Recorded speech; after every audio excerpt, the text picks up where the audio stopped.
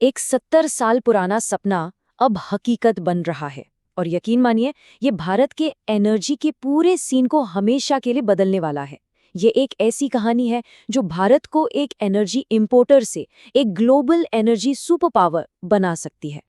नहीं नहीं, ये किसी फॉसिल फ्यूल यानी पेट्रोल डीजल की बात नहीं हो रही, बल्कि ये न्यूक्लियर एनर्जी की दुनिया में कुछ बहुत बड़ा, कुछ क्रांतिकारी है।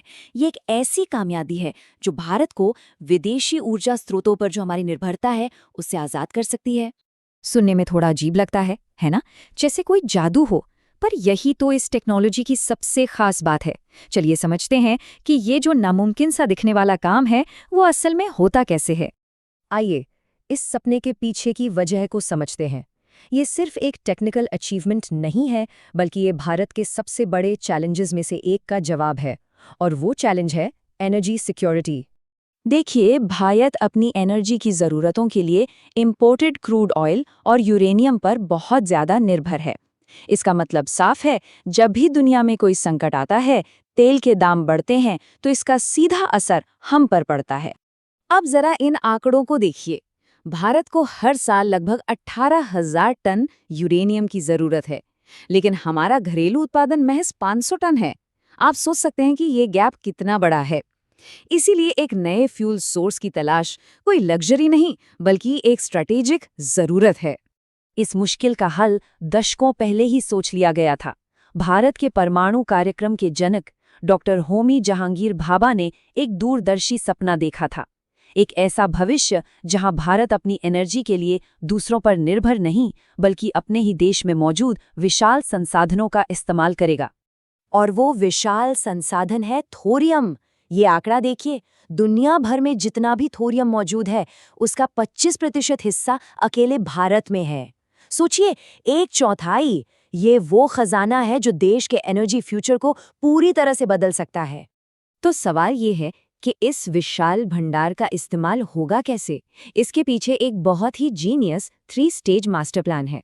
चलिए इस प्रक्रिया को समझते हैं जो इस पूरे प्रोग्राम की नींव है। ये है पूरा रोड मैप 3 स्टेज का। और अभी हाल ही में भारत ने स्टेज 2 यानी फास्ट ब्रीडर रिएक्टर में एक बहुत बड़ी कामयाबी हासिल की है।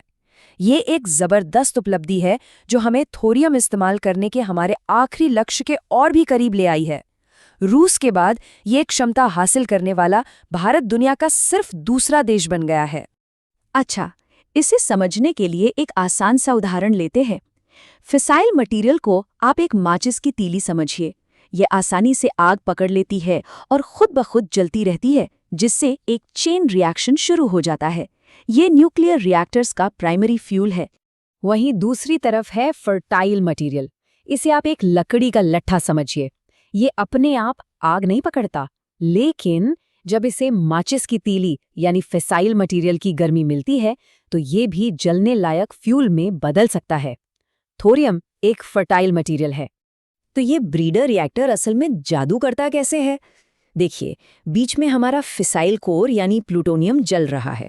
इससे न्यूट्रॉन निकलते हैं जो चारों तरफ लिपटे फर्टाइल कंबल से टकराते हैं, जो कि थोरियम से बना है। ये टक्कर थोरियम को एक नए फिसाइल फ्यूल में बदल देती है।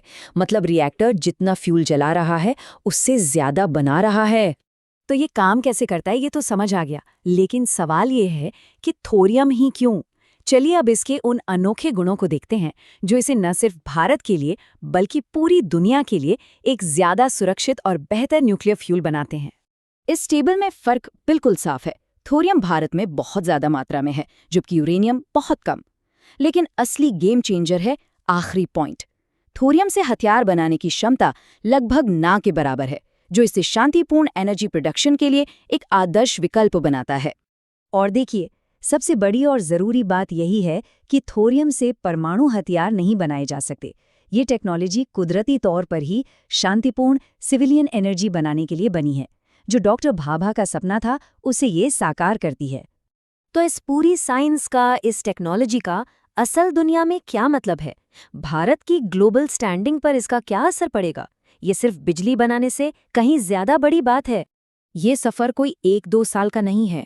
इस टाइमलाइन को देखिए। 1950 के दशक में भाभा के देखे गए सपने से लेकर 2024 में स्टेज 2 की इस ऐतिहासिक कामयाबी तक, इसमें वैज्ञानिकों की कई पीढ़ियों की मेहनत और लगन शामिल है। ये टेक्नोलॉजी भारत के जियोपॉलिटिकल स्टेटस को पूरी तरह बदल सकती है। सोचिए, अभी तक हम एनर्जी के लिए दूसरों पर निर्भर थे, कल हम एनर्जी एक्सपोर्टर बन सकते हैं। ये हमें मिडिल ईस्ट के उन ऊर्जा संपन्न देशों की लीग में खड़ा कर देगा। ये ऊर्जा मांगने वाले से ऊर्जा देने वाला बनने का सफर है। तो ये सिर्फ एनर्जी की कहानी नहीं है, ये भारत के आत्मसम्मान और आत्मनिर्भर भविष्य की कहानी है। ये कामयाबी देश के उन सभी वैज्ञानिकों को समर्पित है जिन्होंने पीढ़ियों तक इस सपने को जिंदा रखा। सोचिए, जब एनर्जी की चिंता खत्म हो जाएगी तो भारत की नई ऊंचाइयों को छू सकता है।